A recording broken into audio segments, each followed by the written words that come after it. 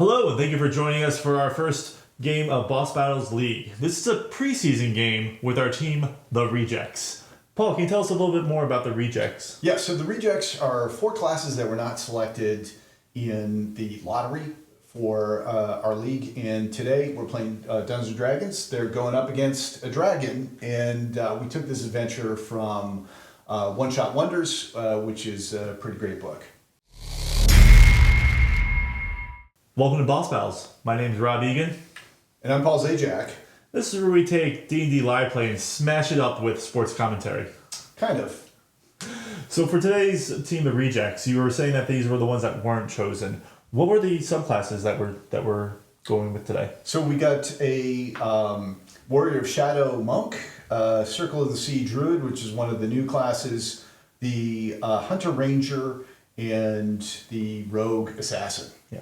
I gotta say, I'm a little surprised that the Circle of the Sea Druid was in the reject pile. I was expecting that one to be one of the top choices from the Right. Yeah, I don't know. I mean, it's new, but I guess it's like I don't know. Something about it turned me off. I'm not surprised as a reject, but was very effective nonetheless, as we'll see. Yes. So let's. Anything else to add before we get watching? I don't know. I don't want to ruin it too much. I think there's a lot to see and talk about. So let's just go to the battle. Yeah. Let us know what you think as you're watching, and let us know if you think that these classes should have been rejects. Yeah. Right. All right. Okay. All right. Hi. Thanks for joining us. And briefly, before we start our game, we're going to go around and to introduce all the players. Some of them are familiar faces if you've seen any of our episodes before. So we'll go counterclockwise. Below me, we've got James. James, tell us about your character. I am Ban Yin. I am a shadow monk, but also a fledgling powerful wizard. Yes. Okay, great. And next on Luke. Hi. Hey, how's it going? I'm Luke. I'm going to be playing Kane, an orc hunter ranger who is all about tracking and all about getting stuff. Okay, very good. Next, we got Alan. Alan, hello. Hello, my name is Alan. I am playing an orc rogue assassin. My friends and companions call me Red. Red, hello. Hey, and Betsy, tell us about your character. Hey, I'll be playing Sandbank. She is a Circle of Stars druid. Okay. Very good. So, as you may have guessed from the introductions, we are playing the new edition of D&D 2024, and so we'll see how this goes. I'm excited to see. Also, the theme of this episode is going to be the rejects, because each of the characters that is being, or subclasses that is being played today, was excluded or not chosen in our lottery. So this is a time to redeem the subclass and show them that that you are a really good class, which kind of brings me to the backstory of this adventure. It actually takes place 6 months after this secretive lotto draft, which everybody had wanted to participate in, whatever organization was selecting adventurers, and you all were not chosen. And the evening following the draft had devolved into this kind of like drunken pity session, and some of you kept in touch. And about 6 months later, you all find yourself in a remote, cold village. And before I get on to describing that, just another note that we're using this adventure taken mostly from One Shot Wonders. And I think Rob and I have already discussed it in the intro, but a great book and well worthwhile. So we can see the map before us, which takes place just slightly after the beginning of the adventure, when you all found yourself in this small village town. The streets are covered in snow, as are the rooftops. It's very cold, windy, and maybe that's the reason that the streets are deserted, but there's really not much going on. And then in the distance, you see a speck in the sky, which becomes larger. And as you watch, you grow in certainty that this is a winged creature. And before you have too much of a chance to react, someone opens one of the doors and says, "Quick, come on in here." And you followed the lead of this person, just uncertain about what was going on. And so this is about a 60 or 50 some year old woman who's covered in tattoos, and she introduces herself as the leader of the village called Rudia. And she quickly, in a hushed voice, lays out that this village has been set siege by a dragon. And this dragon has taken up residence in the mountaintop glacier not far from town that used to be the lair of a much greater dragon who had died about 50 years ago. And only recently, this newer resident has flown on in. But since that time, the village has fallen on bad luck. Their goats have been disappearing, and people are leaving town. So she commissions you, the Rejects, that you now kind of brandish as a moniker of pride, to go and deal with the great beast who's been terrifying their town. And with the help of Kane, you've been able to make your way up the mountain pass, and you're now on a plateau which is rumored to be above the entrance to the great beast's lair. And that's where you find yourself on this, at the kind of northern end of this plateau. And at the southern end, which is, down, reportedly is this drop off under which is the entrance to a cave. Okay, so with that, I'm going to let you position yourselves where you would like on the board, and you can tell me about anything that you want to do, or if you have any questions. What is this foul beast's name? It is Valdav, derivative of its great great grandfather Valdov, and that was passed on to you by Rudia, who has lived in the village for quite a while. So you can all feel free to position yourself on the board, and or if you want to do anything in particular, go ahead and let me know. So we are currently tracking this dragon. Like, we have a general idea. How? I'm trying to think. Would it make sense to roll like a perception or a nature check, just to kind of see if we can go ahead and go ahead and make a either a nature or survival check. I will go with survival because I am good in survival. Let's see. That is a dirty 20 for survival. Yeah. So you had noticed a little way back before you had reached this mountain plateau some tracks, and with that your proficiency in tracking, you were able to identify them. Those tracks were large, but they weren't as large as you would have thought would be those of a dragon, and they were bipedal tracks. So whatever made them is on 2 feet and not. So either the dragon is small and walking on 2 feet, or it was something else. All right. But you don't see any other evidence of a dragon being up here on the plateau, despite the fact that it's supposed to be just underneath the kind of the bottom of the screen somewhere. All right.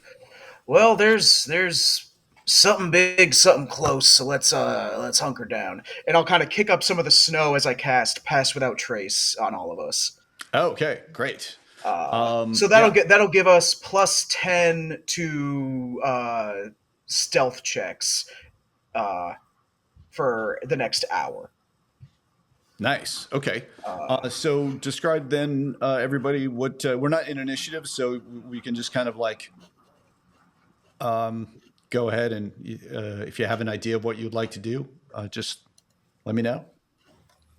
So we have to The remain wind within is 30 feet of kind of you, picking yes. up. At the Yeah, moment, I'm just gonna. we all have it now. Okay. But we must remain within 30 feet of Kane during the casting of this spell. No, during the casting, yeah. So I can choose people within 30 feet, but we all have the effect as long as I have concentration on it. Oh.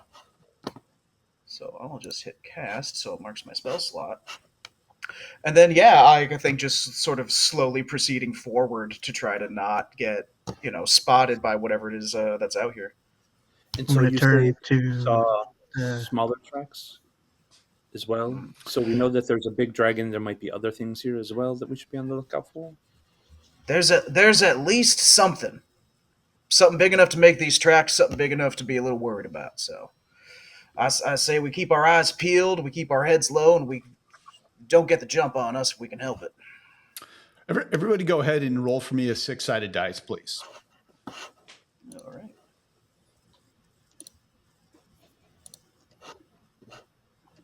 Got a 1. Okay. Also a 1. Just to the west of the plateau, a beast Oh, jeez. comes on scene and starts walking in your direction. Starts walking this way. Does it see us? So it pauses, and it's going to take a sniff in the air, and it got I'm glad this is recorded because it critted, so it got a nat 20. It got a nat 20. So it turns and looks at you all in a line, and we're top of initiative because this thing is hostile. As it rolls up, I point to it and I said, "See, I told y'all there was something here." I'm no Ying, expert, what but are I you gonna don't do? think that's a dragon. Well, I said something, dragon or something. We were in something territory. Yeah, it doesn't take a ranger to tell you it's not a dragon. That's for sure. Ying, what are you doing? I will go put this furry creature to sleep. I'm going to do that with my magical stick of sleep. I will hit it until it falls asleep. Okay, so are you like somehow casting sleep, or are you just trying to? No, I'm going to run over and hit it with a quarterstaff until it falls asleep. Okay, all right. Go ahead and do me some rolls. And I will move around it so that it has to turn away from the rest of the group as well. Okay. First roll will be a 25 to hit. Yeah. Can you move your token? Are you able yeah, to? I can do that, can't I? I have the power. Yeah. So I have a movement of 45, 5, 10, 15, 20, 25, 30, 35. There we go. I'm going to position myself there. Okay. I'm going to be bonking it on the way. So I'll bonk it once at 1 o'clock, then once at like 10, and once at 9. Okay. Well, I'll be swinging at least those 3 times. Go ahead and roll. So the first damage would be 8 points on the first strike if a 25 hits, which I hope it does. Yeah. 10 likely does not, but dirty 20. Yes. Okay. And that would be for 11 more points. And can I also spend 1 key point, or, well, I guess focus point now for this edition, to attempt a stunning strike? It can make a Constitution saving throw, which it will likely make, but they've improved stunning strike in this edition. Okay. First, tell me. So you got an 11 on one of your damage rolls. What was the other one? The first one was 8, I believe. Okay. Yeah. And now go ahead and you're going to use stunning strike. Yes, so it needs to make a Constitution saving throw. Okay. Let me pull it up here. It rolls 11 total. Oh, so it is stunned. Okay. So it is stunned, and the variation in the 2024 rules is that it's stunned until the beginning of your next turn and not until the end of your next turn. Well, so that I think that stays.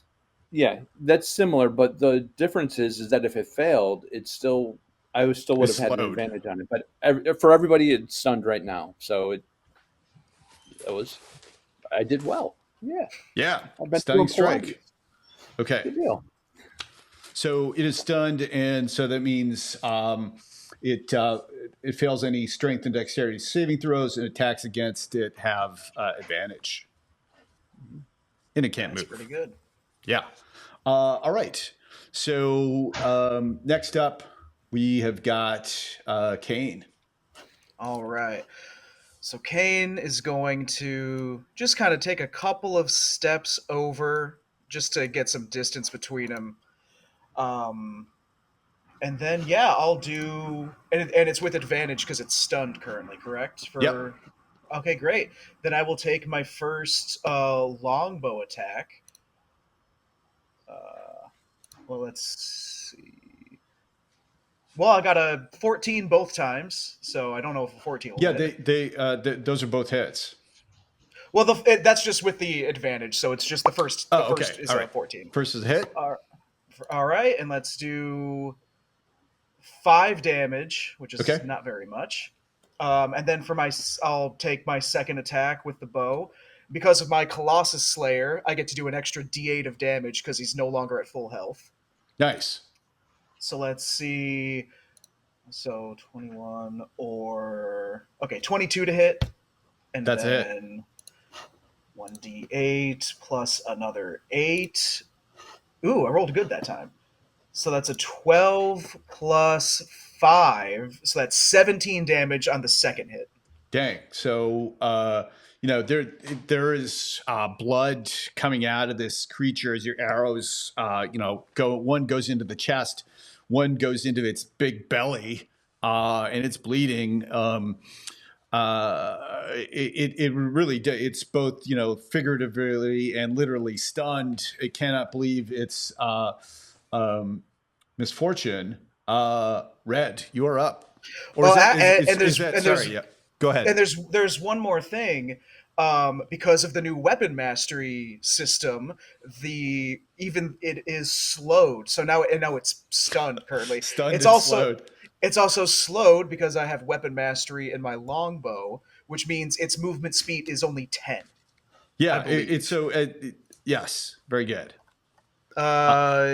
It's reduce its speed by 10 feet until the next turn. So it's 10 feet shorter than what it normally would be. Okay, right. And then bonus won't do anything for my bonus action other than I'll just, with very ranger sense, do my eyes, to the Yeti's eyes, be like, it's right there. We got him. Okay. Red. That's the turn. Alan, what are you up to? All right. So would have had advantage with surprising strikes since the Yeti hasn't actually had its turn yet. So advantage either way. Lots of way to get Seems like we advantage need here. to do some pest control here. And I'm going to take out my short bow. I'm actually going to stay right where I'm at, and I'm going to take a shot at him. Okay. That is a 24 to hit. That hits. And with the sneak attack and the advantage, I'm going to spend one of my d6 to try to knock it prone with the trip action. Okay. So it's going to make a dex saving throw.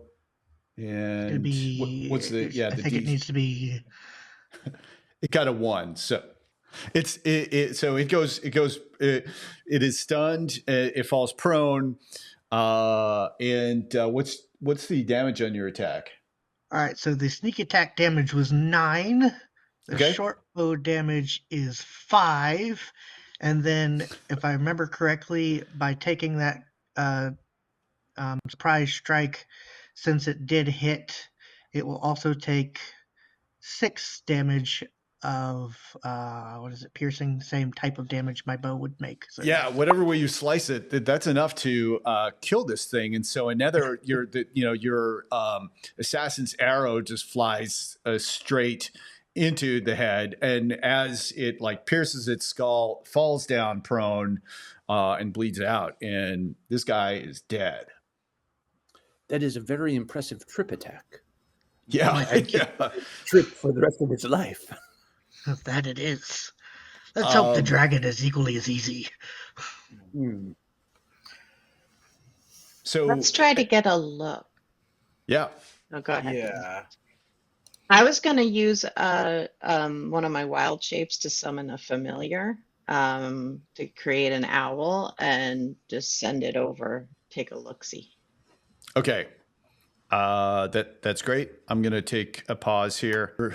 Okay, so we're back, and Betsy, you have cast a Find Familiar with your Wild Companion feature, and I'll put your owl next to you there on the board. And I'm going to, while my companions examine the body of this Yeti, I will send it, I guess, down here. Okay. Go ahead and make a perception roll for your owl. 21. 21. So you are not surprised when another Yeti appears and reaches towards you. And let me roll for this guy.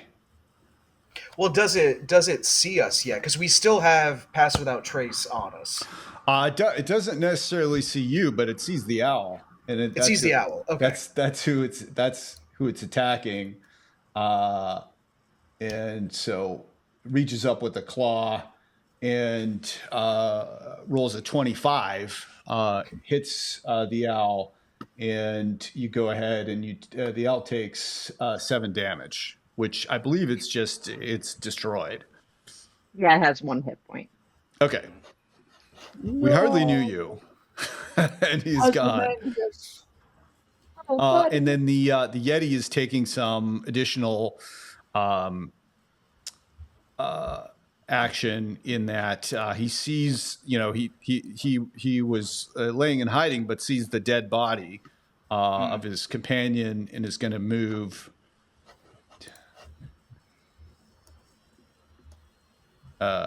just there and has some cover as well. Is he climbing up those rocks or hiding No, behind? he's those rocks? hiding behind. Okay. Behind. Okay. So Betsy, you had used Find Familiar as a magic action. The familiar traveled down. I'm going to say you still have some movement left if you want to do something in addition. Maybe I'll get some of my own cover. Nice. Yeah. So that's a pretty big rock, and so from neither of you can see each other right now, but kind of know roughly where the other one is. I'm going to remove the other Yeti who was dead. So there was some question, and I'm going to say in the moments between the owl flying down and getting attacked by the other Yeti, there was some time to briefly look at the Yeti, and it was whatever worldly goods it has are not on him. So perhaps he has some other lair, but there's nothing of use or of interest on the body. So it does not have a detailed map of the dragon's lair. Yeah, dragon's lair. Round 1. Begin. Round 1. So you'll see the charts come up on the screen in a moment, and you'll notice that for round 1, the party did exceptionally well. They had the only damage. The Yeti didn't do any damage. The party did 61. Their hit percentage was at 83%, so 5 of their 6 hits landed, which is amazing. Really good. Definitely expected this to be pretty high given the level of the characters and the Yeti. and the Yeti failed 2 saving throws. So 100% fail rate from the Yeti, so that the party is doing fairly well this first round. Paul, what are your thoughts? I guess this Yeti was here just as a resource trainer, and he's making the party do some things. Some of the resources aren't really drained because the characters just have abilities, and some of them are. But yeah, first round clearly to the players, and I don't think it was meant to go any other way. And then just one last point to the resource drains. Yeah, this is why rogues are really great in the party. Yeah. Where they don't have those resources that will get burned. They'll just keep going. But that definitely a bit of a drain for the other players, certainly. So let's see where this goes. Ban Ying, what are you going to do? I don't know about the other Yeti yet, do I? Yeah, no, you can see we it, see it. from like it. Oh. It can't because it's not out of like visual sight down at the end of the board. So you saw it come out and clobber the familiar. Yeah, we saw the commotion and are aware of it now. Yeah. So point the staff at it and point to the one that's down. So just basically, I don't know if Yetis can speak common. But do you want some of this, or do you want to move along? And it's like it beats its chest, which roughly translate that he does want some of this, right? Bring it. Okay. So He does bring it indeed. So, look at this. Don't learn quick, do they? Well, so I have 45 feet of movement, but are there any shadows around me or around the Yeti? No, it's cloudy, but it's still full light. Yeah. Okay, I didn't know if like the rocks created any shadows or anything like that. It's just kind of like this diffuse midday light, so there's not significant shadow for you to use your abilities here. Oh, all right. I cannot use my magical abilities. Teleportation, right? Yeah. Yes. All right. So let's see here. So it is 70 feet away or 65 feet. Huh. Okay. So I can make it. All right. So what I'm going to do, actually, I'm not going to. I'll wait until later. I will just move 45 feet closer. Okay. Let's see. So, 45. yeah. Be over here. Okay. Well, James is doing that. Luke, what are you up to? Or right, so hang on one sec. James, do you have anything else for your turn, or are you done? No, I mean I'll take the what? Do I have to spend a focus point to do a patient defense? I guess I do. So no, I'll just that's what I'll do. I'll Okay. just be there. All right. Go ahead. All right, Luke. So you said the Yeti is in partial cover in the rocks that it's in. Yes. Is that right? Okay. Yep. How does partial cover work in 2024? Is it the same? It's just like an AC boost. Is that right? Yeah. I think it's the same. Let me check. So we'll take a quick pause here. And I'm assuming it's probably the same, but you know. okay. Sorry, Yeah. So cover. We were asking about cover. Cover is the same as in 2014.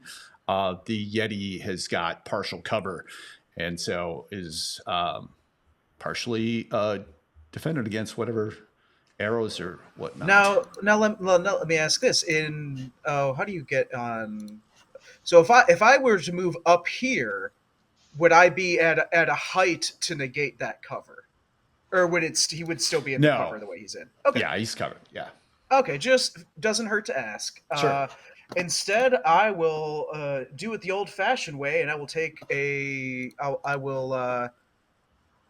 I'll still kind of move myself up against this wall, this rock formation, just to make sure no other Yetis sneak up behind me. Okay. And I will take my first longbow attack on the Yeti that I see. Yeah. Nice. Ooh, that is a 24 to hit. What is the range there? Let's see. Longbow range is 150. Oh, okay. All right. So you Yeah, hit. that's that longbow, baby. We will do first attack 5 plus 4. That's a 9 damage to Okay. our friend. Nice. And then I will take my second bow attack. Ooh, that is not going to do it. So second bow 10. attack will No. miss, unfortunately. Yep. And then not going to do anything for a bonus action. So I think I will call my turn there. Okay. Go ahead and roll me a d6. Sure. 5. Okay. Very good. And you finish your turn. Alan, what are you going to do? I'm going to move straight down 5, 10, 15, 20, 25, 30. I'm charging the villagers extra for this. I don't doubt it. And I'm going to take another shot at the new Yeti here. So Okay. it should be the same since he has not had his turn. Yeah, I guess I'm going to let. He did attack the owl, but that was like a kind of a different scenario. So I'm going to say that. Yeah. I mean, it's up to you. No, I think that's fair. Okay. I was just considering. Go ahead. Yeah. 23. Yeah, that hits. All right. And this time I think I'm going to try poison. All right. So 9 on the regular damage. Okay. Do you want to go ahead and make his saving throw? See if he makes is it. a Constitution? I believe it's the. I think all the cunning strikes, from what I read, are all the exact same saving throws. Okay, he gets a 13. Yeah, Constitution is correct. 13 just misses because if I'm doing my math right, Okay. it should be a 14. All And right, so let is me he's actually poisoned? roll the sneak attack damage first here. Sneak attack damage would be another 9. Dang. And then he would take 6 points of the surprise strike damage. And then, yes, he would be considered to have the poisoned condition. Okay. Okay. Anything else? Nope, that should do it. Go ahead and roll me a d6. Sure. That's a 5. Okay. Very good. Sandbank. I don't love that he's got cover. So I'm going to move over here. Try to hit him with a thorn whip and pull him closer to me. Okay.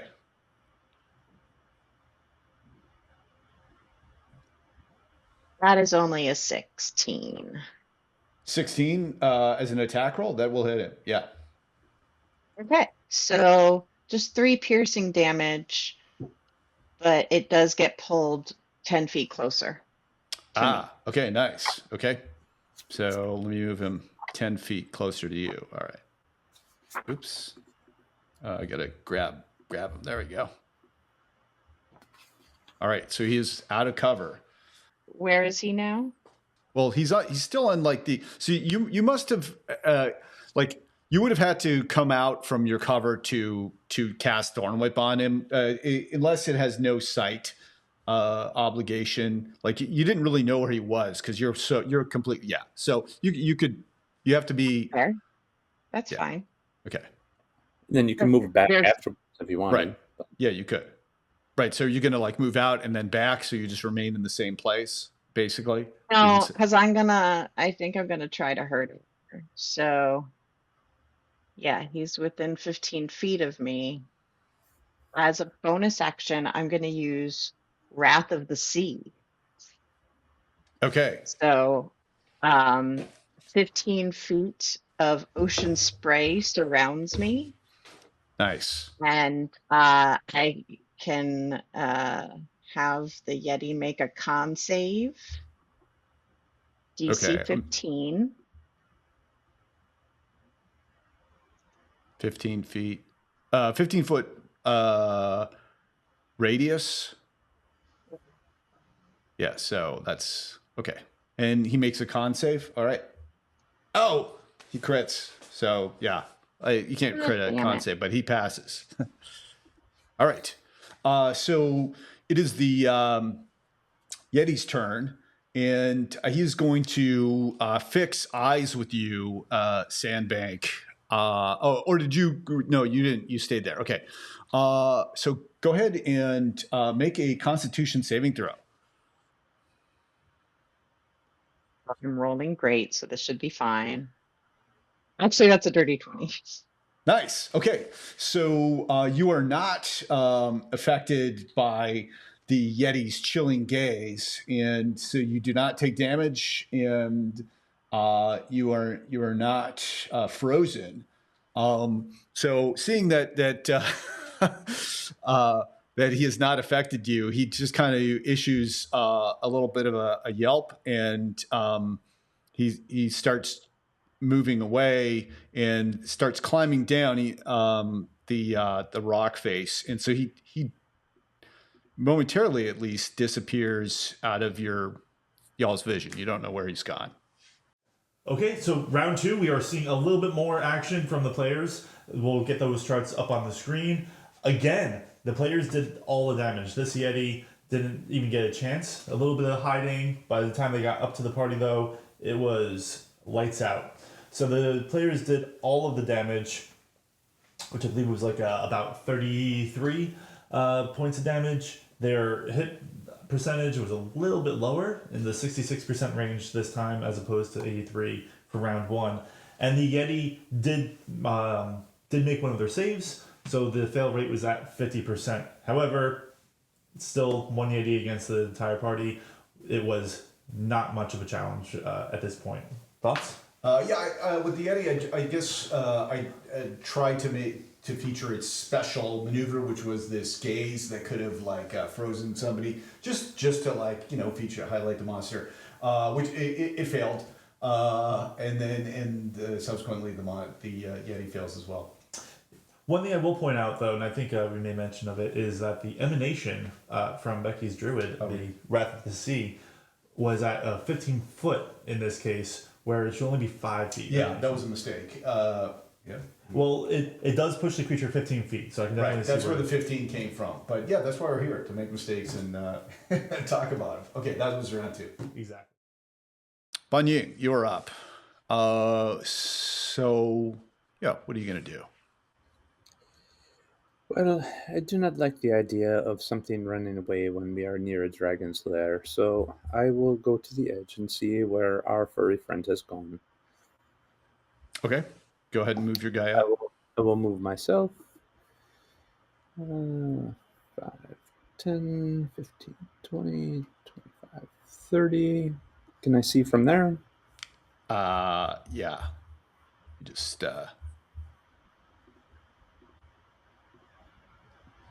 he is kind of where you thought he would be. Okay. I don't know what this 10-foot marker is about. There we go. From there, so I mean, are there any ledges like that I can stand on here, or is this all clinging to the side of a mountain? Yeah, so it has been climbing down. It's probably about 10 feet below you, and he's 5-10 feet kind of horizontally away from you and about 10 feet down as well. You can do you have a climbing speed? I don't, but I mean, I could. Well, I mean, my climbing speed is half of my movement speed generally, but I mean, I could also just jump. I just didn't know if there's a place to jump down to. Yeah, he's on a ledge. He's on this this kind of ledge here. So yeah, you could jump down there. So if I could do that, then that's what my first attack will be, is to jump down with an overhead strike on. Okay. All right. So you're cinematically jumping on, striking at the same time. I love that. Yeah. Okay. Go ahead.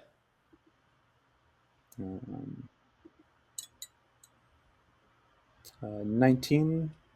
Yeah, that hits. He lets out a roar. He's thought he was getting away. Yeah, not happy. For 8 points of damage. How hurt does it look? Yeah, it's bloodied for sure. Okay. Then I will do 2 more attempts at a strike at it. Okay. Oh, that one would fail. So I do have the lucky feat. Do I have to use lucky before I roll? That's a great question. Let's take a pause. Yeah, talking about lucky. Yes, you can use your lucky right now and reroll if you like. I will use one of them. Okay. And for a 26 to hit now. Yeah, So that hits. significantly better. Nice. For 10 points of damage on that one. And Oh on wow. Yeah, my third attack is a 21 to hit that hits as well. for 9 points of damage. Yeah. So like you would have got it. You had me at second attack is kind of what you're reading, because your first like punch, kind of you hear a crunch and a twist of its neck, and the extra punch that really didn't need just shatters its skull, and your fist goes like through his nose, and there's a leakage of some, cerebrospinal fluid and blood. It's pretty gross, and the thing topples down the cliffside. Yeah. Go ahead and roll a d6 for me.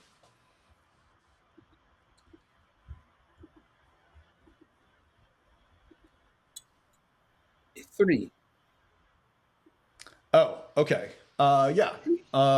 That's good enough. So this battle with the Yetis has ended. And what are y'all going to do next? Can I do a perception or a survival just to see if there's any other creatures around us? Just so we don't get the jump on us. Yeah, right. So you can. There's enough time to explore the area, given that there are, in fact, no other Yetis up here, and so you're able to establish. I'll do a perception check, see if I can see anything. Okay. Anything to help us out here. Sure. Only a 10. Not great. Yeah, like I said, you're able to pretty much explore the area. You do notice, in the course of investigating things at the bottom, the south part of the mountain, it's a weird mixture of rock and ice, and you can see down below that there does appear, as you stick your head out, there does appear to be a large opening that is about 20 feet below a sheer ice and rock wall. And that marks the base of an opening that extends down probably another 30 feet. So it's about 50 feet to the base of some sort of ledge. And between that area, there's this large opening into a cave-like area. And is that where it looked like the Yeti was retreating back to? No, the Yeti was going down the side of the mountain, and you were seeing the things at the bottom, at the south. This what I described at the south end of the mountain. Okay, south end of the mountain. Yeah. Okay. Yeah, I relay that info. I point out, be like, all right, I think we got some lead information over here. Get out of this Yeti country. I'd make another owl. Okay. So you're expending another spell slot to create another owl. Okay. I'll actually use a spell slot to get back a use of wild shape to make an owl. Okay. Because you can do that now. Ooh. Okay. Betsy, have you perfected the art of remaining still? Your image on my screen has not moved. Yeah, she's just that good. I just applause. Or is she frozen? Betsy, are you there? Frozen. Oh. I think. Okay. Can you hear me? I can hear you. Yeah, we can hear you. I hear you. Yep. Okay, that's fine. I think this unless and you know what, if you need to do something dramatic, we'll describe what happens. This is like an extension of D&D into like it's meta. It's gone meta now, where we're going to have to describe the player's actions in addition to the character's actions. Sure. Okay, so Betsy slash Sandbank, your owl has appeared, and I'm assuming you're going to send it down there to take a look at yeah. That's what I will do. Yeah, there's Send it time into the enough for cave. it to fly down. So it flies down, and you can see that indeed there's a large cave opening, and it's for the first, say, about 45 feet into the cave, it's kind of normal daylight, and then it becomes dim light inside, and it extends. And I will switch maps, but the cave extends in quite a ways. And I guess while I'm thinking of it, go ahead and roll a d6 for the owl. I'm miming Betsy rolling a d6. It's a 3.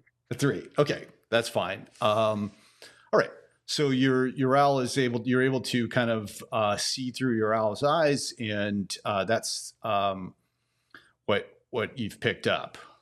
What are you guys going to do next? Or are you continue to do something with your familiar, Betsy? I mean, does the owl see any movement? In the initial part of the cave, I'm just going to, we'll just describe it, theater of the mind. The owl does not see any movement. It's just shadows, which of course it can see, in dim light. But traveling about 40 feet in, doesn't see any movement. It's kind of the cavern is comprised of kind of like crystalline frozen ice blocks.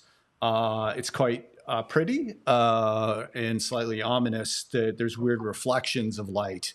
The ground is just kind of frozen, mix of frozen ice and rubble. You don't really see any accoutrement of like humanoid existence in there. It's cold. It doesn't even kind of really smell of anything. That's what you have so far. Well, All right. Yeah, I think we're safe to sort of sneak our way in and get a closer look. Yeah. Yeah. I guess the question is how are y'all going to get down there? You said it's a sheer cliff lower, wall. correct? There's about there's 20 feet of ice rock. And then beyond that point, there's an additional 30 feet between the opening of the cave and the cave floor. So there's a total of 50 feet from the top of the plateau that you're on now to the base of the cave floor that somehow you're going to have to traverse or fly or something. Yeah, I mean, I have a climb speed equal to my regular speed, so I don't know if it would still be treacherous enough to need to do rolling for, but I can. Do we want to use a rope? Is there anything? We've definitely got ropes. Say, do you have rope in your inventories? Yeah, I think every starter pack has ropes in it. Okay. If you take a starter pack, you do not need to take a starter pack in this edition. Oh, really? All right, you can get gold instead. That's interesting. I have rope. Okay.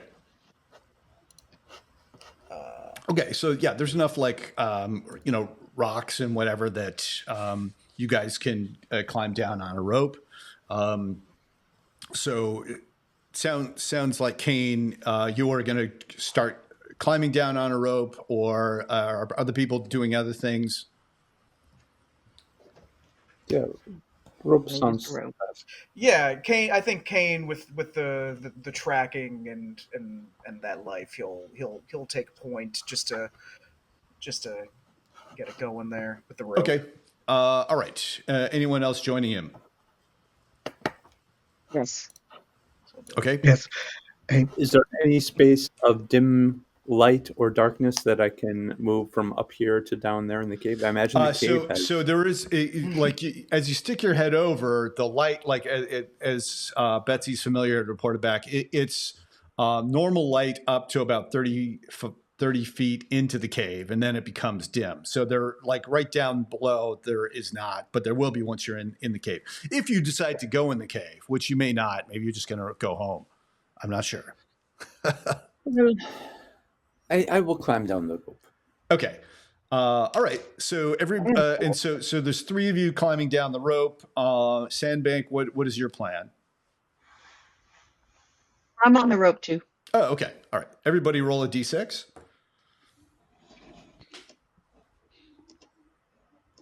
I don't know why. It freaks me out. I've And I just rolled a got- 6. Is that bad? 3. No, Somebody I got just a 1. Yeah, somebody got a 1, which Yeah. means that as you're climbing down, coming around the side of the mountain, moving upward, is the dragon. And jeez. on the rope, while you guys are on the rope, is going to expel his breath weapon. Everybody make Oh, a no. saving throw. Constitution. Oh, con save. Great. Okay. Really good at these. 22. Nice. 21. 22. Wow. Great.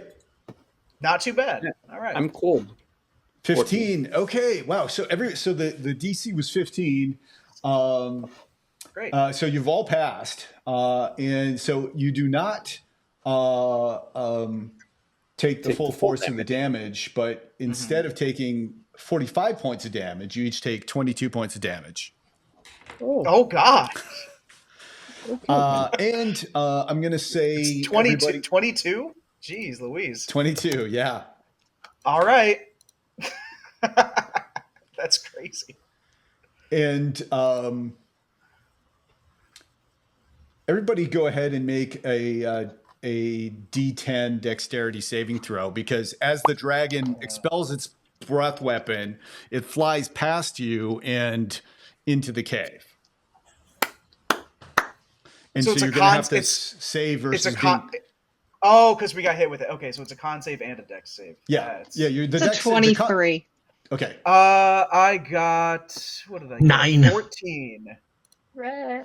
Okay, so Red, you are going to fall.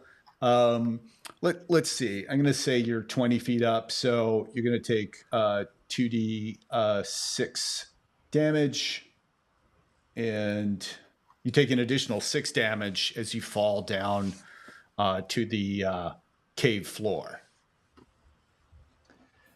So I rolled a 9 as well. Oh, okay. Well, I got a total of a 9. I do have slow fall though. Oh, okay. So Oh, good. Nice. I'm going to we'll have slow fall thrown up on the screen, and I'm just going to briefly pause. Okay, and we're back, and in a surprise turn of events, Red, the assassin, in addition to falling to the ledge in front of the dragon's cave, took a misstep and fell down the mountain and is completely gone. He is dead. And as you can see, Alan is no longer here. Alan got mad that his character died, and no, he didn't. Alan had to leave, but as a result, I thought it fitting that his character die as he was falling down a steep cliff anyway. Which just increases the odds here. So you all are now at the base of a cave, and here, I'll just bring up the map. Give me a second. Round 3, very exciting. We get to see the dragon. So the party finished off the last Yeti, but when they were climbing down to find the dragon got the drop on them and did a breath weapon. Now I gotta say, these AoE breath weapons are amazing for total damage, because even though the party did about 27 points of damage, I think, the dragon pulled out 88. Everyone made their save on the breath weapon, but they all still got damaged. So if we're looking at a total damage percentage, the party only hit 23% at this point. The dragon got 77% of the damage from this round by doing that breath weapon. Though the party did still make all their hits, so their attack percentage is at 100%. Now, what were you thinking during this round? Is a chance to. I couldn't resist having the dragon attack. Everybody's on a rope. It just seemed fun, and the players had fun. They're like, "Oh wow!" And so yeah, that was good. I'm glad they succeeded on their saves because like taking 40% or 40 damage, they would have been in like a real problem, real trouble. Yeah, and in these earlier levels, those saves could really swing it one way or the other. Now, also falling from the rope, they also had to make some saves to make sure they didn't get hurt. However, one character kept falling, I believe. Right. Yeah. So Ellen just had a problem. They had to take care of at home and had to leave, which that happens. Right. So it happened at the right time. I just had his character keep on falling. Yes, and those things will happen, but it will still, I think, affect their role playing score for having a character that just can't role play. You're right. Yeah. They're out of the scenario. Okay, so we're back. We've got the party at the mouth of the cave. As we were just briefly discussing, there was nothing that would have necessarily ended Pass Without Trace other than a con save for all the damage, and we rolled for that, and Kane succeeded. And it's also been established that about 7 minutes have passed since the initial battle, and therefore the emanation, Wrath of the Sea, is still being emitted from Betsy's character, Sandbank. All right, so with that, you guys are at the mouth of the cave, and there is about just, I'm just going to mark it out. It starts becoming dim light just around here where I'm kind of motioning with the arc there. Yeah. Mm-hmm. Okay, what are you guys going to do? So did the dragon just sort of like do a flyby on us? Is that when we were on the it side? flew. It came around the side of the mountain at level of the rope, unleashed its breath weapon, and then flew into the cave. So it's in the cave. Oh, it flew into the cave. Okay. Yeah, right. All right. And our brief encounter with the dragon, we take it as a white dragon? Yeah, it was white for sure. And let's see. I guess does let's see what kind of role. Now the computer switched off. What kind of role would be appropriate here? Let's go ahead. Arcana? Nature? Arcana, yeah. I guess I'll say Arcana or survival or history to kind of. Out of them, I would choose survival if I can. Sure. That's where I get my nat 20. Fantastic. All right.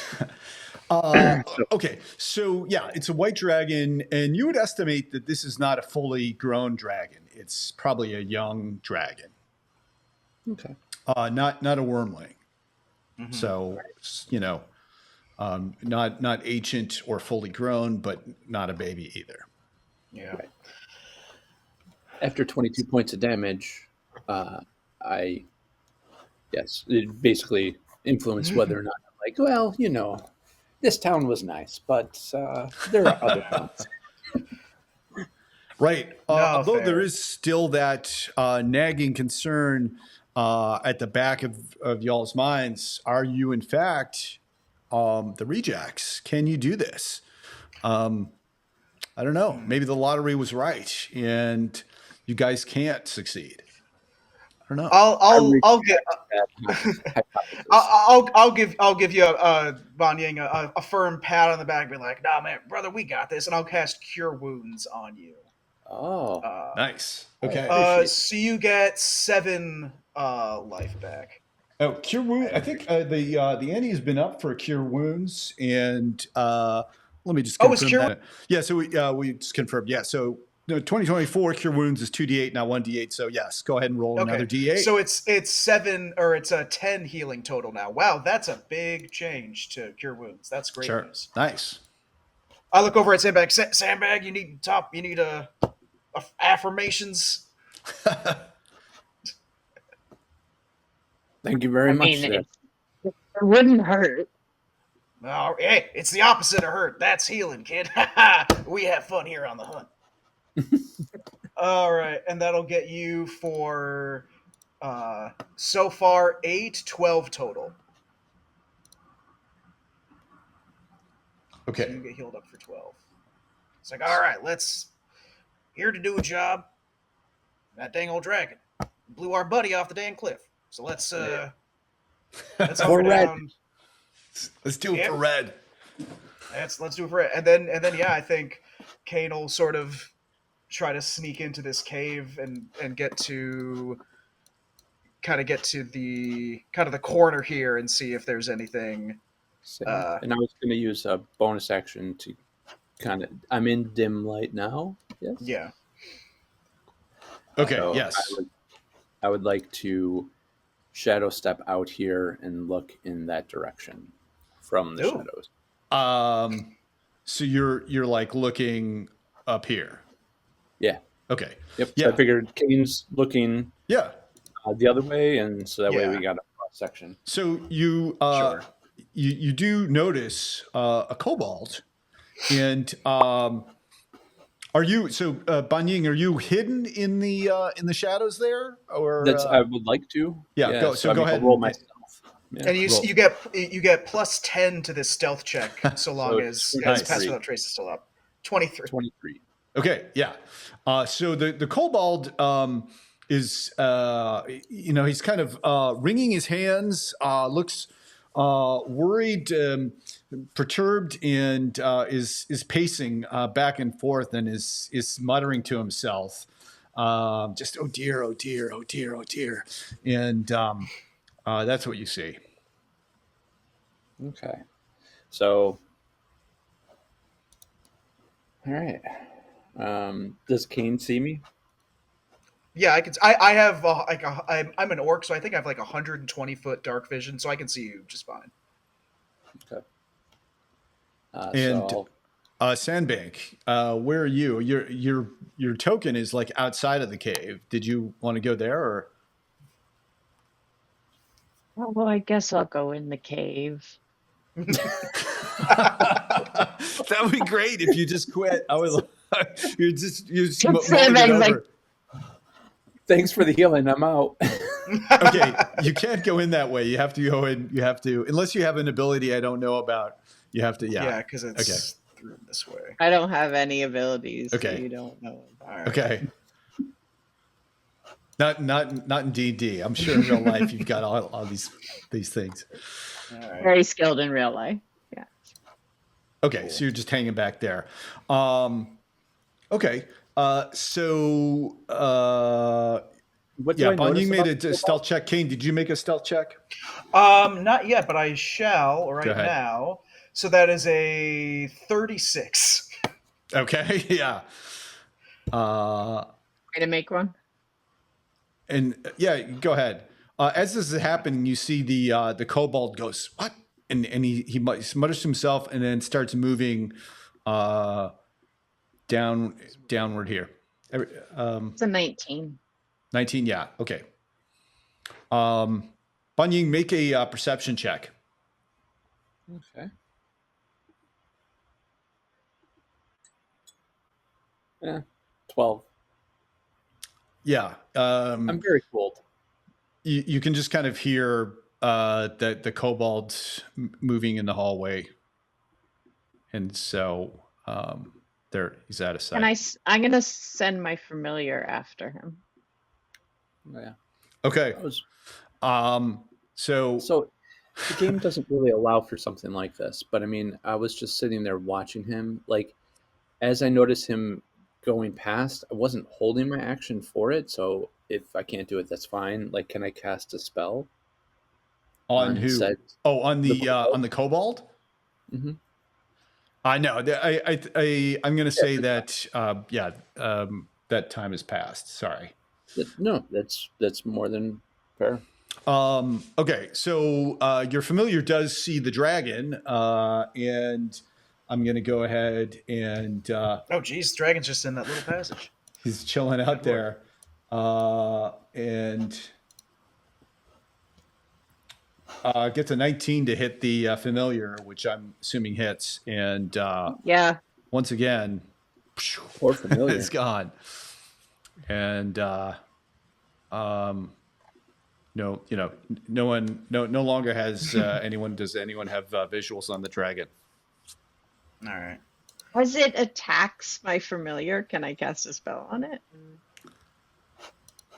Okay, yeah. So you can use the range of touch. So yeah, go ahead and I just kind of played that out without doing initiative. But yeah, so go ahead and give an initiative roll for the for your familiar, and I'll do one for the dragon, and see if Can't cast spells through my familiar. I was just like I you figured can. since Yeah, familiars can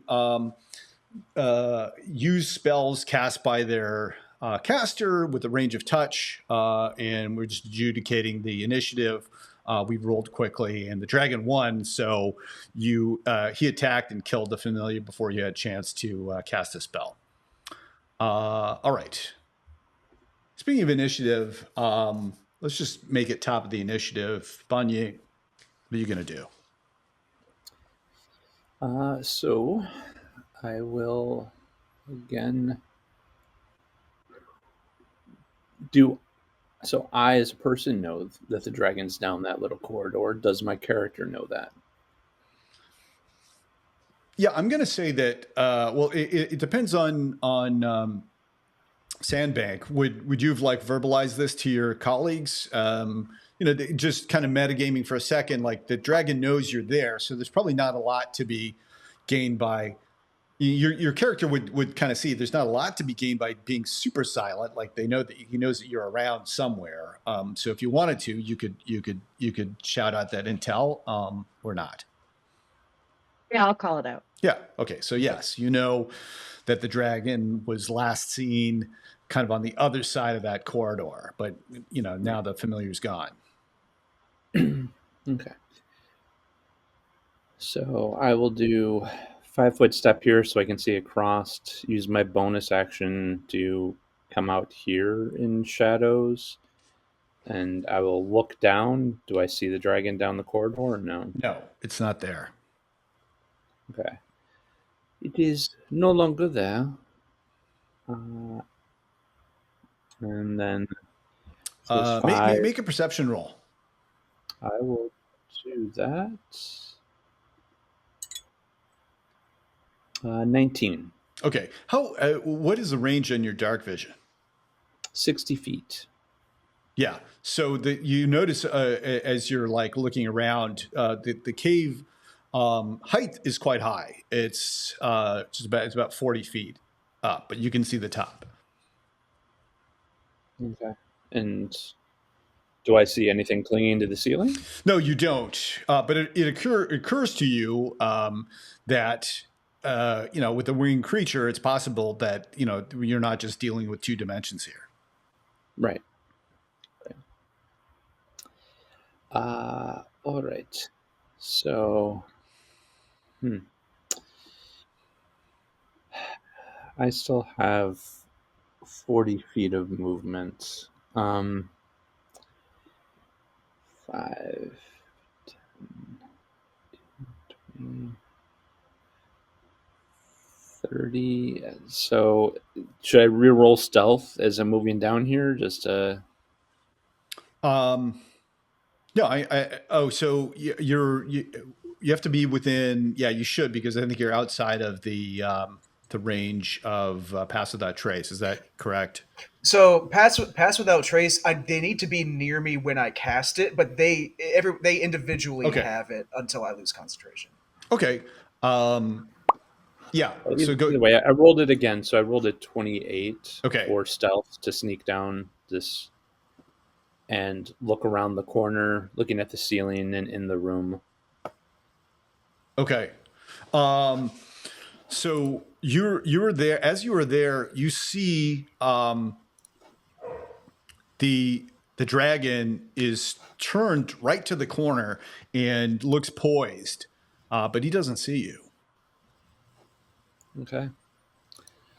I will take a step back. Okay. I'll tell people, this dragon is sneaky. It is hiding around the corner, wanting to turn us into popsicles. Be careful. And I will attempt to hide, and I will hold my action to cast a spell if I see the dragon. Okay. Okay. Okay. Kane. Oh, is that all for your turn, James? I think so. It was bonus action to do the shadow step movement, and then I'm holding my action, so that's my reaction. So Okay. yes. All right. Very good. Kane. Okay. You said the ceilings are high. About how high are the ceilings? Of this 40 cave? feet. 40 feet? All right. So I'll do my move. I have 40 feet of movement, so 5, 10, 15, 20, 25, 30, 35, 40. Do I have line of sight on him where I'm at right now, or is this little outcropping away? I don't know. Let's see. Yeah, just like here. Yeah. Okay, so I can see it. Yes. Fantastic. I'll look to my monk companion, do a firm nod. I'm gonna, as a bonus action, cast Hunter's Mark on the dragon.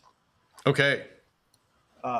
Everybody's favorite ranger ability. So I've magically marked it until the spell ends. I deal an extra 1d6 force damage whenever I hit it with an attack roll, and I have advantage on any wisdom check to find this creature. Okay.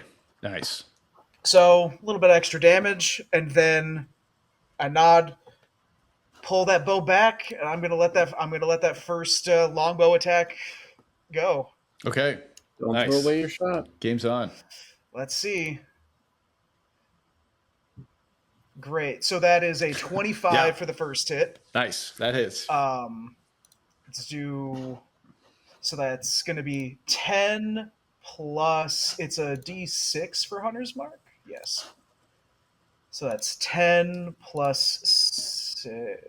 Plus 5. So that's 15 damage for the first hit. Nice. Unless it took damage previously, but I'm assuming was coming in undamaged. Right. So then I'll do my second longbow attack. Ooh, that's a 28 to hit. Hits as well. All right, so I get to And do an extra I get to do an extra D8 because of my Colossus Slayer. So plus an extra D6 and an extra. Let me roll Wow. D8. Okay, great. So that's 11 plus 7. That's 18 damage on the second hit. Nice. So the dragon just roars in like anger, surprise. Yeah. Okay. Are you doing Yeah. anything else? No. Only thing I have left would be my reaction. So that'll be it. Okay. I used my whole movement to just barely be able to see it. Okay. And that's it. You can hear you can hear something else like call out like eek kind of and you hear some feet running. Sure. Okay, Betsy, Sandbank, what are you up to? I guess I'll come in the cave for real. Okay. Can I see it? No, you can't from where you are now. That's disappointing. Yeah. Well, this would be your like line of sight. It's not in that line. Okay. I'm going to. I'm gonna ready an action. I'm going to prepare to cast Fairy Fire if I see it. Okay. Great. That's good. And you do see it. Or are you doing anything else? At the end of your turn, it's going to come into view. Yeah. Then at the end of my turn, it can make a DC 15 Dexterity save. Okay, it comes into here, and yes. Oh, first, I was also holding my action as well. The Oh, spell that's I was Uh, true. Oh yeah. Okay. So everybody go. So we'll go it in initiative order. So Banyin, go ahead. What was your? Tell me your spell. Mind Sliver is what I was going to cast on it. Okay. So it's an intelligence save. Okay. So DC 14. Okay. It fails. It gets it gets a -2 on its checks, and it rolled a 2. And so it takes 9 points of damage, and it Wow. has a -D4 to its next saving throw it makes before the end of my next turn. Okay. Great. And then did you have a ready to action, Kane? No. Okay. My All right. action economy was spent. Okay. And Yes. Betsy, you're casting. Fairy fire. Okay. What kind of save does it have to make? Dexterity, DC 15. Dexterity. Okay. And it rolls. Wow. It rolled a 2 and now rolled a 1, so it fails. Nice. Well, and also it has a -D4 to that one, so okay. so its offspring also are affected by fairy fire. Yeah. Yep. Okay. So it is affected by fairy fire.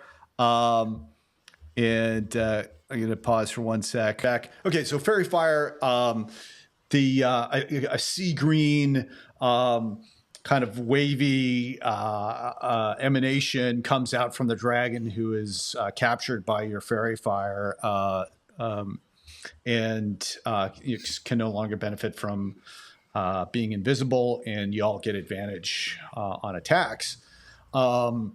So it comes around the corner, and I'm going to say, Kane, that you're not really hidden because it was able to, you had line of sight on him, you shot at him, Yeah. he saw you. It definitely sees me where Right. I'm at. That's So understandable. it is attacking. So it's going to go ahead and try and bite you, Sure. and rolls a 22. That will hit. So you take 15 points of piercing damage and an additional 4 points of cold damage. All right, so that's a 19. Ooh, the kid is not looking good. What's your hit point total now? You got 11. I'm at a gentleman's 11. Okay. Okay. Wow. And so it's going to claw attack you, getting a 16. My armor class is 16. So you take an additional. Oh no! Yeah. You take 11 points of. Wait, I'm going to say I've been using. This is my strategy all along: using average damage, except if it could potentially put you down, and then I'm going to roll. Okay. And so I'm going to Sure. roll, and it does. All right. Actually, it's 9. So you got 2 hit points left. All right. And Banyin, you're right there as well, right? Man alive. All You right. cast a spell on it, so it's going to attack you, and gets a total of a 12. So I think that misses, right? I've been doing Pilates. But it's all up in your grills. Party's looking pretty good with round 4. So now they are getting that percent of damage back on their side. Again, we see that those AoEs, really great starting for these big bosses. Just kind of go in there, do lots of damage, get the party on their heels. We can see here that when the dragons started making attacks, they only hit twice, and did 28 points of damage total, far less than what they had earlier. Where the party was able to come in and make some attacks and do about 26 points of damage. So yeah, they are about 50%, very, very equal on that. The party's attack ratio was at 100%, doing really well, and also made a few of those saves for the dragon. The dragon failed a couple of saves. Yeah. One for Mind Sliver from Ban Yang, which I think he picked up on character creation. Yeah. Which then also just accumulated for the second fail from Sandbank for Fairy Fire. So that also helped with the attack percentage. Yeah, I think that this is kind of a real turning point in the battle. The Fairy Fire going up, giving them advantage, which comes in big in the next couple of rounds. Yeah, that was huge, and again, a lot of great support. So let's see what the next round has to offer. Okay, Ban Ying, it is your turn. Oh, dragon, you should have talked to us. Now, Valdov, son of Volduv, you need to be Valdun. And so I will unleash a flurry of blows against the dragon. Oh, Nice. thank goodness. Okay. So, first strike. Oh, 12. You know what? I'm going all out, though. So I'm going to use Lucky to re-roll that. Okay. Because I don't think we can survive another round of Dragon Anger. Some of us definitely can't. All right. Well, I still missed that one. That's fine, though. That was the first strike. My second strike is a... Oh, wait. I have advantage. Yeah. Well, either way. So... doesn't matter. I said I used it, so I used it. So No, you don't. No, we forgot about that. You don't have to have expended your lucky, but you didn't hit on that first one because you rolled twice. right, Go yeah. ahead. So in a 21, so I do hit on the second. Okay. And then I'm going to roll the other attacks because I'm thinking I'm going to need all four anyway. So that one is a 24 again to hit. That's a hit as well.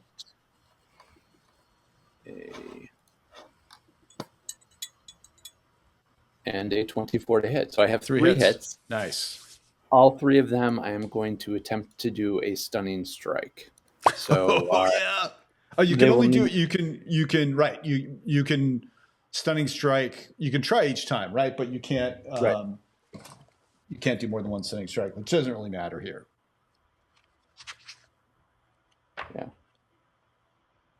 On a weapon or unarmed strike, I can spend one focus point to attempt a stunning strike. So I'm going to attempt it 3 times or less if I succeed. So yeah, I'll roll damage either way.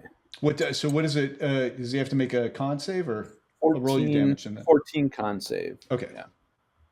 Well, tell me your damage first, and then I'll go to the con save. Yep.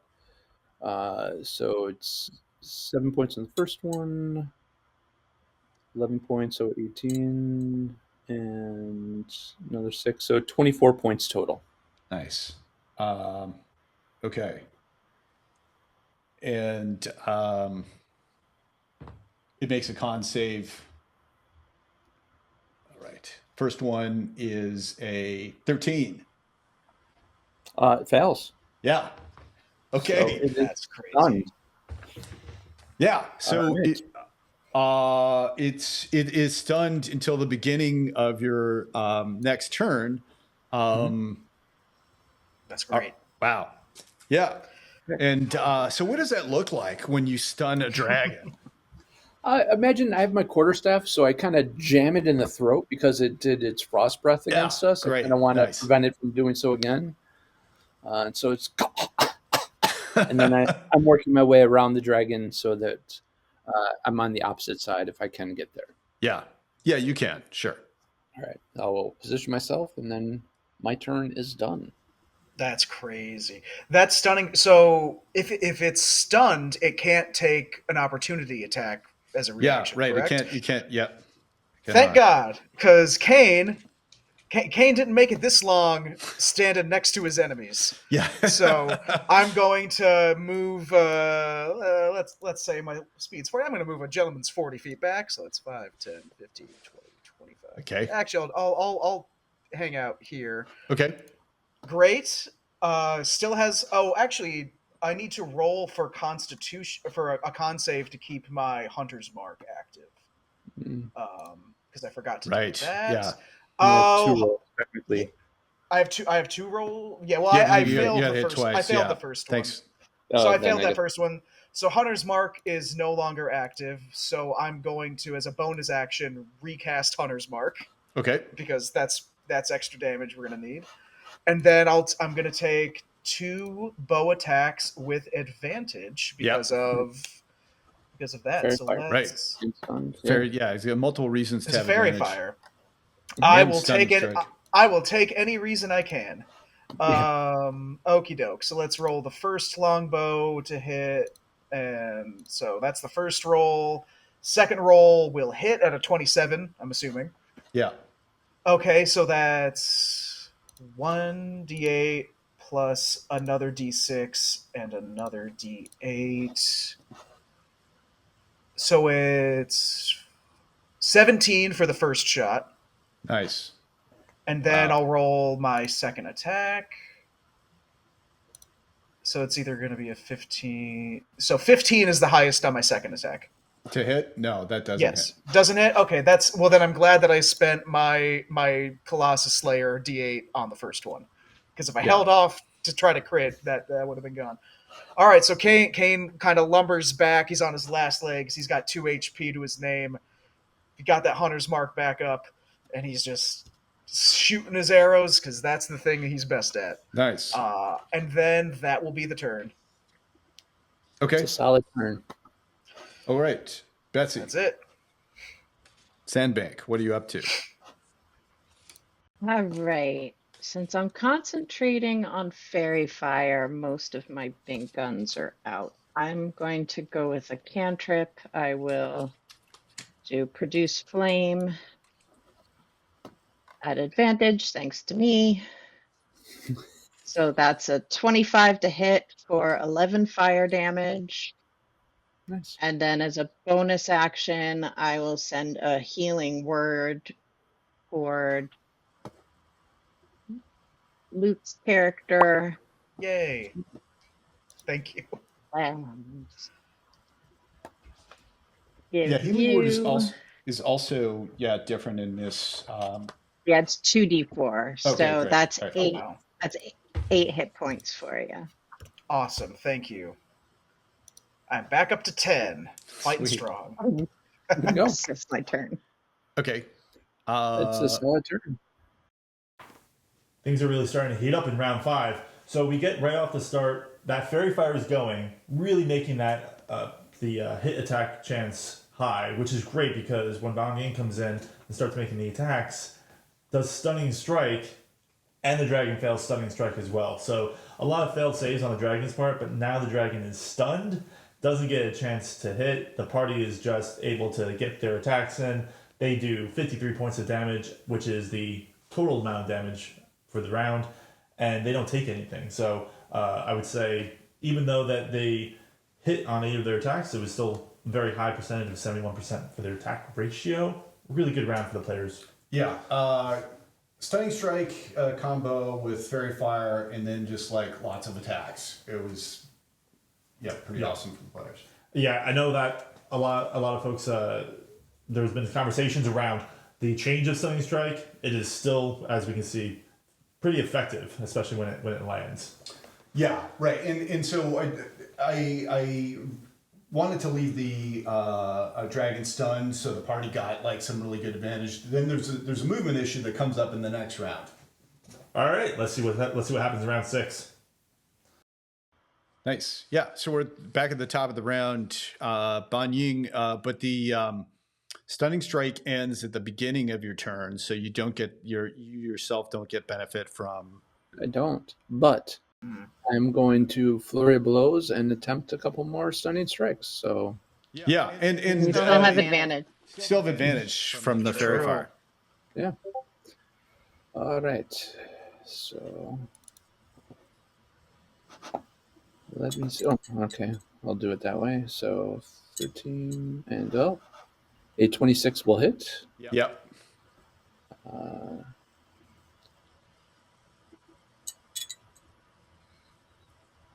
23 hopefully hits. Yep.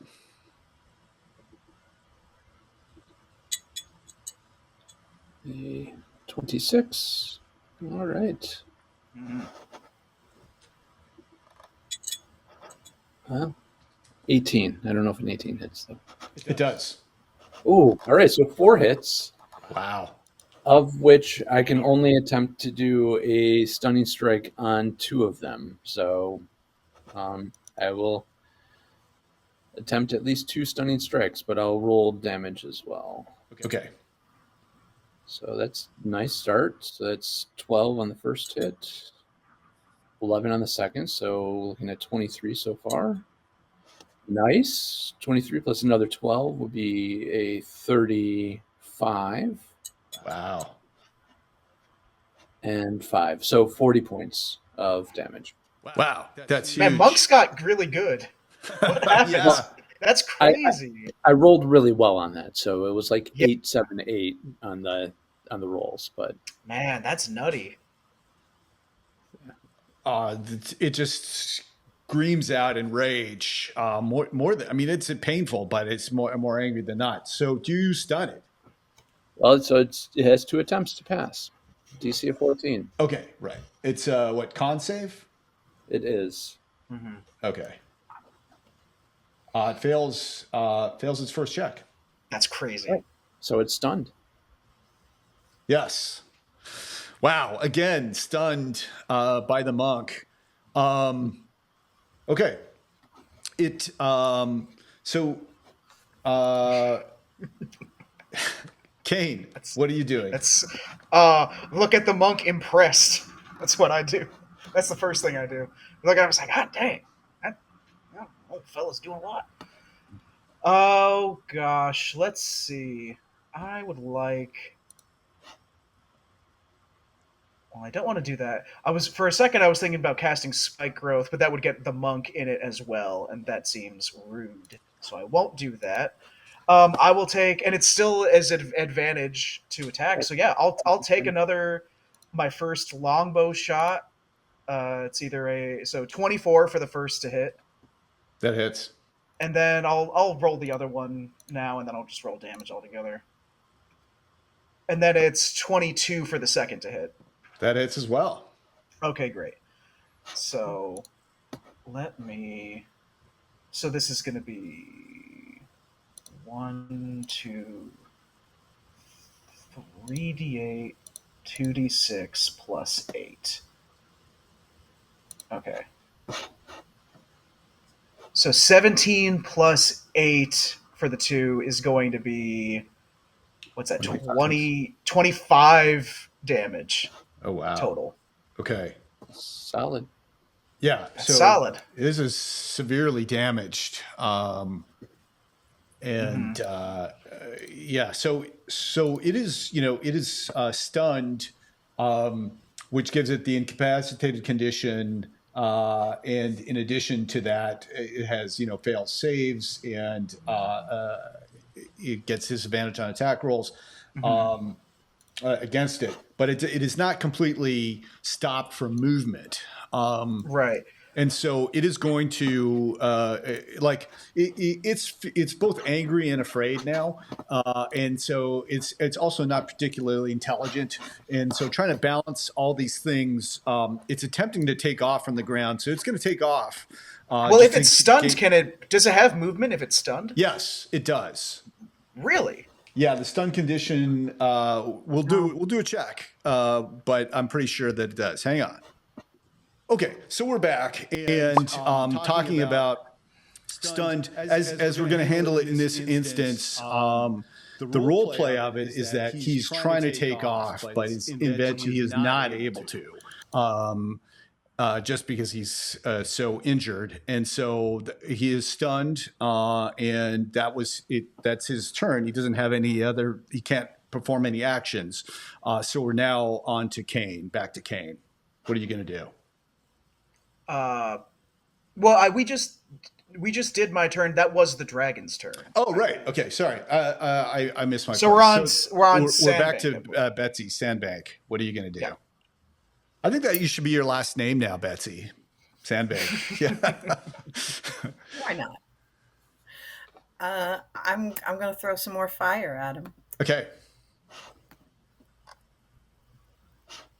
That's a nat 20. Oh. Ooh. Nice. For Ozymandias. 17 fire damage. Wow. Yeah, I'm avenging my owl. And then I'm concerned about our monk, so I'm going to throw a healing word to Mr. Yang and send you 9 points of healing. I like that a lot. Thank you very much. That is my turn. That's a fantastic turn. Wow. So again, we see that stunning strike really delivers a very devastating attacks on the dragon, leaving the dragon stunned again.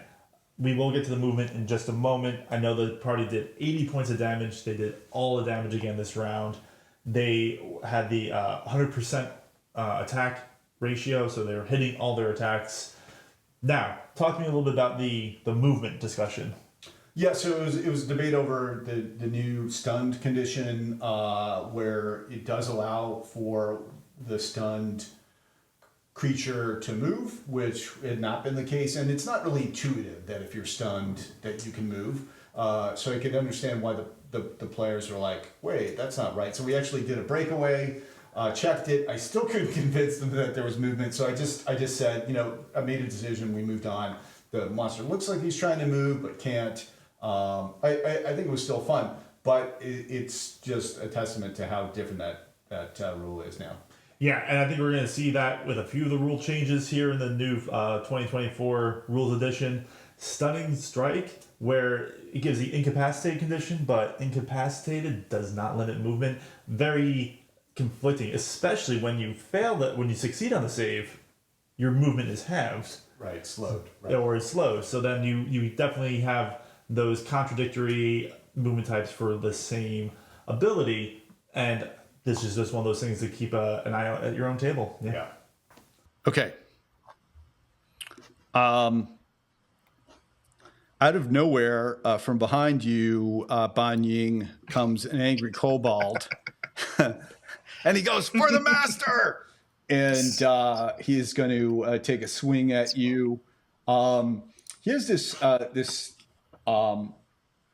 this thing where he actually throws something at you, and he gets a 18 to hit.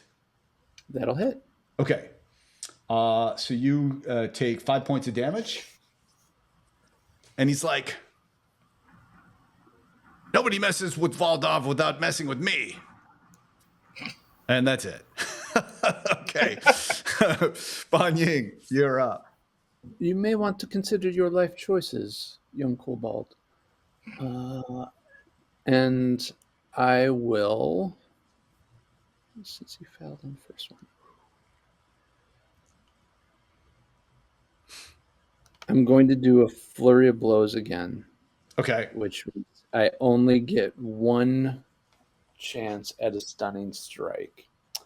But I'm going to give one hit to our kobold friend. Oh, 13. I don't know if a 13 hits it or not. Yeah, that does. Oh, it does? Oh, super. So that's 10 points. Okay. And then he dies. Poor guy. For the master. Okay. So it was probably a disrespectful blow. Like, I mean, I just took the quarterstaff, just did a, you might want to reconsider your life choices, and didn't even pay attention to the fact that he fell down, and then just focused my next attacks on the dragon. So a 20 to hit the dragon. Nice. That hits. And we still have advantage on the dragon, right? Yeah. 25, yes. From Fairy Fire. And a nat 20. Oh! Yes. Awesome. The last one was a nat 20. So, okay. All right. We'll do the last one first. Last one is 15 points. Okay.